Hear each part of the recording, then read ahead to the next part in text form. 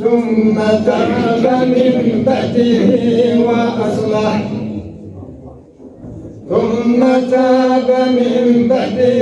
وأصلح فإنه غفور رحيم.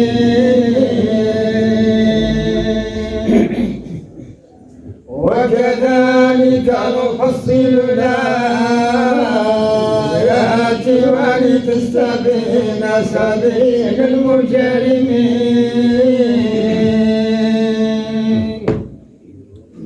قل إني نهيت أن أعبد الذين تدعون من دون الله.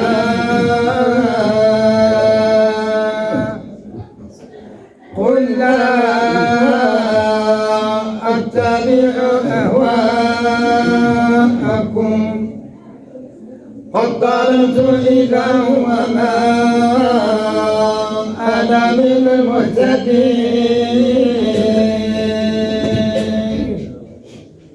قل إني على بينة من ربي وكذبتم به ما عندي ما تستعجلون به إن الحكم إلا لله يقص الحق وهو خير الفاصلين. قل لو أن عندي ما تستعجلون به لقضي الأمر بيني وبينكم والله أعلم بالظالمين.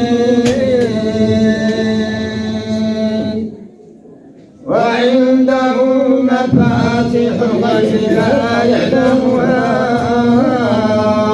إلا هو ويعلم ما في البر والبحر وما تسقط من ورقة إلا يعلمها ولا حبة في ظلمات الأرض ولا رطب ولا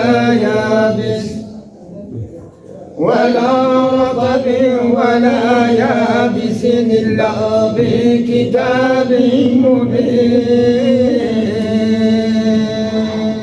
صدق الله العظيم.